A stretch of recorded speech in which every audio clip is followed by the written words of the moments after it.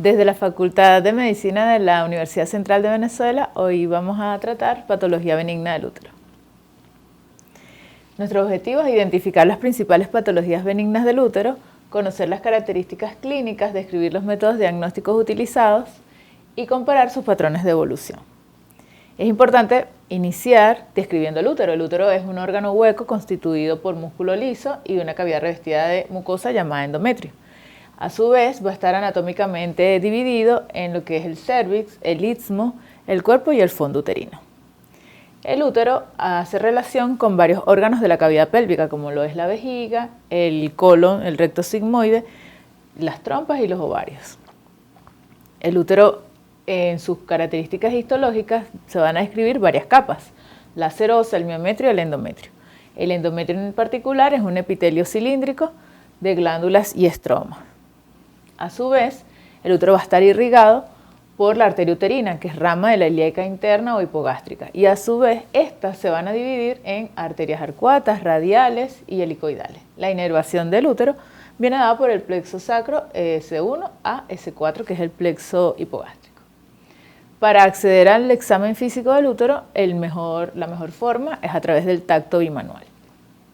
Vamos entonces a describir las patologías benignas más frecuentes, como lo son los pólipos, la adenomiosis y los miomas o leiomiomas.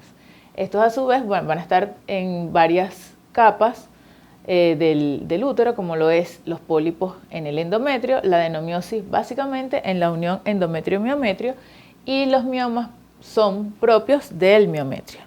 Entonces, pólipos, adenomiosis y miomas son las patologías benignas descritas por excelencia. El istmo-cele surge más recientemente como un defecto anatómico, pero producido por la misma cesárea, es decir, que es un efecto que producimos los médicos al realizar la cesárea. Tenemos entonces los pólipos a nivel endometrial. El útero en el miometrio es donde se describen los miomas, y vamos a hablar específicamente de los pólipos, que pueden ser sésiles o pediculados y a su vez corresponden a una proliferación del endometrio focalizada que incluye al epitelio glandular y al estroma. Generalmente protruyen hacia la cavidad endometrial, que son donde se desarrollan, y pueden generarse en ellos cambios hiperplásicos, que no es muy frecuente, y una malignización que pueden presentar entre 1.2 y 3%, que también es muy poco frecuente, como vemos. Los pólipos están constituidos por glándulas endometriales, parénquima, que básicamente es un estroma fibroso. Pueden ser pediculados o sésiles, únicos o múltiples, ya veremos las descripciones. ¿Por qué surgen? ¿Cuáles son los factores de riesgo? Básicamente la edad se presenta en mujeres entre 45 y 50 años, es su mayor prevalencia. La obesidad, por el hiperestrogenismo que se produce en estas pacientes, y estos estimulan los receptores endometriales y favorecen así el crecimiento celular.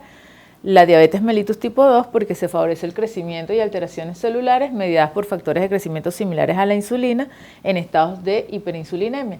La hipertensión arterial, porque allí se alteran mecanismos apoptóticos celulares y ahí favorece entonces el crecimiento celular, y el uso de tamoxifeno como antecedente en un 30 a 60% puede generar una prevalencia de pólipos. Existen varias teorías de por qué surgen. Una de las teorías más importantes es el ambiente hiperestrogénico, el aumento local de la P450 aromatasa, ya sea por el aumento del epitelio de los receptores de estrógeno, que en este caso son receptores tipo alfa, y una disminución de los receptores de progesterona, tanto tipo alfa como beta. A su vez que hay una disminución de los receptores tanto de estrógeno como de progesterona en el estroma. Entonces todo va a favorecer a que esta mayor síntesis de receptores a nivel de las glándulas sea lo que genere el crecimiento hiperplásico, que es lo que conocemos como pólipo. También existen teorías de lo que es el proceso inflamatorio mediado por mastocitos y la proliferación vascular, que en presencia de los pólipos vamos a encontrar un aumento de la glicodelina, aromatasas, marcadores inflamatorios, una disminución de OXA10 y 11 con un RN mensajero, que son marcadores de receptividad endometrial. Todo esto también explica por qué en estas mujeres con pólipos puede hacerse más difícil los procesos reproductivos y la fertilidad. Entonces los pólipos los vamos a clasificar según el número como únicos o múltiples, según su forma sesiles o pediculados, según su histología fibroglandulares o fibrosos y la ubicación endocervicales o endometriales. La clínica más importante es el sangrado uterino anormal, descrito como un SUA, hasta en un 68%. Estos suelen ser de tipo cíclico, de cantidad moderada, abundante y prolongada, y se relaciona mucho con el sangrado intermenstrual, también conocido como spotting, así como con infertilidad por el efecto mecánico. Ahora, ¿por qué sangran los pólipos? Hay una congestión del estroma, éstasis venoso y necrosis apical. Todo esto lleva al sangrado que se presenta en los pólipos. ¿Cómo hacemos el diagnóstico? El diagnóstico básicamente va a ser imagenológico a través del ultrasonido, que es la herramienta que más utilizamos para poder hacer el diagnóstico, con la sonoístero, que es la instilación de solución salina dentro de la cavidad endometrial, y allí podemos empezar entonces a dibujar alteraciones cuando hay presencia de pólipos, también la histeroscopia, la histerosalpingografía y finalmente el ecodoppler, que también nos puede ayudar. El tratamiento viene dado principalmente por la resección, que puede ser histeroscópica, es decir, guiada a través de una cámara con la que podemos visualizar directamente el pólipo y su base, por dilatación y legrado, lo cual es ya un procedimiento a ciegas. No necesariamente vamos a poder resecarlos de esta manera, pero es también una forma. Y finalmente, cuando hacemos un tratamiento no quirúrgico, entonces tendríamos la posibilidad de colocar un dispositivo intrauterino liberador de levonorgestrel, y esto se conoce también como SIU. Permitiría que el endometrio se atrofie. Ahora vamos a pasar a otra de las patologías, como mencionamos, que es la adenomiosis. La adenomiosis se caracteriza por la hipertrofia uterina en presencia de restos ectópicos de endometrio que están fuera de la cavidad endometrial y se infiltran, por así decirlo, hacia el miometrio de forma focal o difusa. Como vemos acá, puede ser focal, es decir, en algunos espacios específicos del miometrio donde se van a observar como nódulos en el espesor endometrial, que pueden ser de mayor o de menor tamaño y que van a estar mal delimitados porque en general ellos no contienen cápsula. Y difusa es cuando ya se encuentran en un mayor espesor del miometrio. Los factores predisponentes para la adenomiosis, entonces la multiparidad, también se va a encontrar en pacientes entre 40 y 50 años. La influencia de la aromatasa aumenta en estas pacientes por efecto de los estrógenos en los tejidos y los antecedentes de cirugías uterinas previas como miorrafias, que implican que podamos haber llegado al endometrio y haber sembrado nosotros mismos las células endometriales en el miometrio, y el uso de tamoxifeno. La etiopatogenia, por lo tanto, es bastante incierta. Algunos hablan de una invasión endometrial, disminución vascular y linfática debido a las concentraciones altas de estrógeno, como mencionaba anteriormente, y a un deterioro de la capacidad inmunológica en este tejido para eliminar ese tejido endometrial. Las manifestaciones clínicas, bueno, va a ser igual, sangrado uterino anormal, aumentados, en este caso igualmente cíclico en un 50%, que puede acompañarse de dolor durante la menstruación, conocido como dismenorrea, que en este caso secundaria en un 30%, el dolor pélvico crónico y el aumento del útero, que es un aumento regular, el contorno y la superficie de este es regular, es blando y suele ser doloroso. Los paraclínicos vamos a utilizar básicamente los mismos, pero acá el que tiene mayor peso es el ultrasonido y además la resonancia magnética. Al ultrasonido vamos a observar que 2 o más de estos criterios nos permite hacer el diagnóstico: útero globoso, la unión endometrio-miometrio mal definida, estrías lineales ecogénicas miometriales, miometrio engrosado, que se logra incluso ver una asimetría entre las paredes miometriales, espacios quísticos, que son estas pequeñas áreas anecoicas en el endometrio, y una ecotextura miometrial en general heterogénea. Eso nos permite hacer el diagnóstico, que lo hacemos en un 80% por ecografía, ya que tiene una buena sensibilidad y especificidad. Luego, si quisiéramos hacer el diagnóstico más allá de lo presuntivo, que es lo que nos ha dado la clínica de la paciente, que es su mayor sangrado en duración, cantidad y la dismenorrea, tendríamos que hacer una histología, para lo cual básicamente es cuando realizamos una histerectomía y ya el patólogo puede evaluar todos los cortes del útero. Allí van a observar un útero aumentado de tamaño, de contornos uniformes regulares, consistencia blanda, y la coloración miometrial rojiza por la infiltración del endometrio. La adenomiosis vamos a tener entonces el tratamiento que puede ser médico o quirúrgico. En el tratamiento médico tenemos los AINES, como los inhibidores de la COX-2 y la producción, por lo tanto, de prostaglandinas, los antifibrinolíticos con el bloqueo reversible del plasminógeno, los anticonceptivos orales que van a provocar amenorrea o desidualización endometrial. También lo podemos lograr a través del uso de progestágenos solos que inhiben el crecimiento del endometrio y ayudan a la atrofia y la desidualización de los mismos. El dispositivo liberador de levonorgestrel o SIU que mencionábamos anteriormente también nos ayudaría acá. Y finalmente los análogos de GnRH que son poco utilizados pero que tienen también muy buen efecto. Si quisiéramos realizar entonces un tratamiento quirúrgico, ya sea porque el tratamiento médico no funcionó o porque ya por la edad de la paciente, pudiéramos realizar tratamientos quirúrgicos como ablación y resección, en el caso de los conservadores, tanto endometrial como miometrial, electrocoagulación miometral, embolización de las arterias uterinas y ya el tratamiento definitivo que sería la histerectomía. Ahora vamos a hablar de los leiomiomas. Los miomas, también conocidos como fibromas, miomas, leiomioma, leiofibromioma, son miomas que son tumores mesenquimales benignos de origen monoclonal formados por fibra de músculo liso y matriz extracelular. Su crecimiento es lento, su forma es concéntrica, no invaden el tejido adyacente ya que producen efecto por desplazamiento o empuje de los tejidos vecinos. Los miomas están rodeados por una pseudocápsula fibroneurovascular. La incidencia es en un 30% en mujeres mayores de 30 años, hasta 40% en mayores de 40 y suelen ser sintomáticos hasta en un 50%. La clasificación tenemos según la Federación Internacional de Ginecología y Obstetricia como submucosos, intramurales, subserosos y también hay una clasificación de acuerdo a su exposición o no a la cavidad y en la superficie. Entonces tenemos el tipo 0, tipo 1 y tipo 2 que corresponden todos a los submucosos. El tipo 0 está completamente dentro de la cavidad endometrial, el tipo 1 es menos del 50% en la pared uterina, por lo tanto más del 50% hacia la cavidad endometrial. El tipo 2 tiene más del 50% hacia la pared uterina.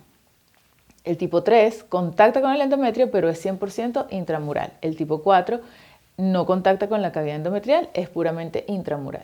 Ahora el tipo 5, 6 y 7, hablamos entonces de los subserosos. Allí están más hacia la serosa. El subseroso con más del 50% intramural es el tipo 5, más del 50%, menos del 50% intramural es el tipo 6. Los subserosos pediculados, que solamente están unidos al útero a través de un pedículo, y los cervicales, que entran en la clasificación de otros, al igual que los parásitos. Los factores asociados pueden ser protectores o de riesgo. Entre los protectores tenemos la multiparidad, mayor edad en el último embarazo, menopausia y tabaquismo, que puede ser actual o pasado. Entre los factores de riesgo, la raza. Se habla de la afroamericana. La edad entre 35 y 54 años, la obesidad, el antecedente familiar, la menarquia temprana y el estar expuesto a un ambiente hiperestrogénico como lo es el síndrome de ovario poliquístico. En el mecanismo por el cual sangran los miomas, es decir, la fisiopatología, tenemos que comprimen el miometrio sano e interrumpen la vascularización normal. Alteran la contractilidad del miometrio, que es lo que va a permitir que cese la menstruación por estar adyacentes al endometrio. La neovascularización periférica, es decir, los nuevos vasos que aparecen, los miomas submucosos aumentan además la superficie de exposición endometrial que está disponible, por supuesto, al sangrado. Las manifestaciones clínicas, entonces, ellos pueden cursar asintomáticos, entre un 60 y 70%. Pueden tener sangrado uterino anormal, que puede ser cíclico, aumentado de volumen y prolongado, lo cual se asocia, por supuesto, a la anemia. Hay un aumento, o puede haber un aumento en el volumen abdominal, la sensación de peso o dolor en hipogastrio, lumbosacro, la dismenorrea, el dolor agudo por torsión de los miomas pediculados y degenerados. Los miomas submucosos tipo 0 en algunas ocasiones pueden intentar expulsarse a través del cérvix, lo que se habla de los miomas abortivos, y también pueden generar descargas vaginales anormales. Y finalmente pueden generar pérdida recurrente del embarazo o infertilidad. ¿Cómo hacemos el diagnóstico? El interrogatorio, el patrón de sangrado de acuerdo al sistema FIGO de 2018 que utilizamos, el examen físico y el ultrasonido. Los métodos diagnósticos por imagen también contamos, además del ultrasonido 2D y 3D, la histerosalpingografía, la sonohisterografía, la histeroscopia y la resonancia magnética. La anatomía patológica nos ayuda a evaluar la degeneración de los miomas, que existen muchas descritas, como la hialina, que es la más frecuente, también la quística por degeneración o licuefacción, la mucoide, la cárnica o roja, que viene o se ve más frecuentemente durante los embarazos, que pueden provocar dolor e hipertermia, la grasa, la cálcica, la sarcomatosa, que es muy poco frecuente, es decir, una degeneración ya maligna del miometrio, la necrosis, que es frecuente sobre todo en los pediculados, que puede ocurrir de acuerdo a la localización, por interrupción del flujo sanguíneo a los miomas, atrófica e infecciosa. La necesidad de tratamiento va a depender de qué tan rápido crecen estos miomas, cuando producen dolor o síntomas por compresión, cuando el sangrado uterino es anormal e incluso puede generar anemia, y cuando están asociados a la infertilidad. Hay que identificar cuáles son las necesidades de la paciente para poder dar las opciones de tratamiento. Entonces, identificar las manifestaciones clínicas, el sangrado uterino normal, agudo o crónico, el dolor, la infertilidad, considerar las expectativas de la paciente en cuanto a un deseo de embarazo futuro o deseo de conservar el útero. El enfoque actual suele ser un tratamiento más conservador. Los tratamientos médicos para los miomas vienen fundamentados principalmente en aquellos que se dirigen al tratamiento sobre receptores de estrógenos y progesterona, y se plantea también el tratamiento quirúrgico en miomas submucosos sintomáticos o que están relacionados a la infertilidad. El tratamiento médico, si el sangrado uterino anormal agudo se asocia a miomatosis o presenta un sangrado uterino anormal crónico, se puede tratar con ácido tranexámico, AINES, anticonceptivos orales, progestágenos solos, vía oral también, y finalmente el SIU, el liberador de levonorgestrel, por la atrofia que generan sobre el endometrio. Los tratamientos por etiología, entonces tenemos los análogos de GnRH, que son análogos de la hormona liberadora de gonadotrofina, y los moduladores selectivos de los receptores de progestágeno, en este caso de progesterona, que es el acetato de ulipristal.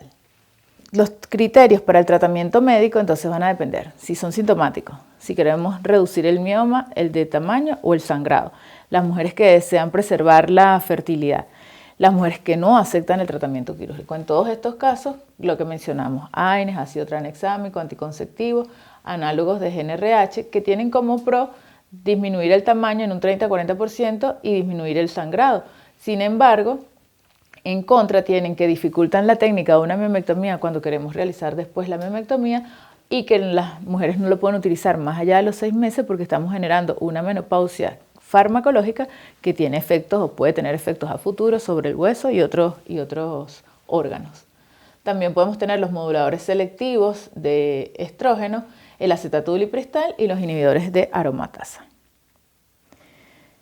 Entonces, entre los tratamientos no quirúrgicos también tenemos la embolización de la arteria uterina, la ablación de los fibromas, que puede ser por radiofrecuencia, por láser o por ultrasonido, y entre los tratamientos quirúrgicos, que dependerá del tamaño, del número de miomas y el deseo de embarazo, tenemos las miomectomías intracapsulares, que pueden ser laparoscópicas, histeroscópicas, la miomectomía vaginal y la histerectomía. Inicialmente se recomendaría vaginal también. Entonces vemos que las vías de abordaje son varias, vaginales, laparoscópicas, laparotómicas, sobre todo dependiendo del tamaño del útero. La histeroscópica cuando hablamos de los miomas submucosos, y la embolización de las arterias uterinas. Esta realmente la realizan los radiólogos intervencionistas, da buenos resultados ya que provoca la necrosis del mioma, puede provocar por supuesto dolor e infección por esta misma necrosis, y no eliminan por completo los miomas. Ni se recomiendan en pacientes que van a procedimientos de fertilidad, ya que también puede disminuir el riego sanguíneo hacia el miometrio y estos embarazos pueden cursar de forma tórpida. Finalmente tenemos el istmocele o divertículo uterino, que como mencioné anteriormente es una cicatriz que se genera principalmente durante la cesárea. También se pueden generar cuando hacemos miomectomías y quedan estas formas como triangulares de esa cicatrización en el miometrio, y genera entonces una pseudocavidad donde se puede acumular sangre menstrual. Por eso algunos de estos istmoceles pueden ser sintomáticos, sobre todo los de mayor diámetro o tamaño. Estos van a depender entonces del grado. Tenemos los de menor grado, los de menos de 15 milímetros, grado 2, entre 16 y 25 milímetros y más de 25 milímetros los clasificamos como grado 3. Tienen una mayor espacio o pseudocavidad donde pueden acumular sangre y se pueden manifestar como sangrados intermenstruales que no dependen del día del ciclo.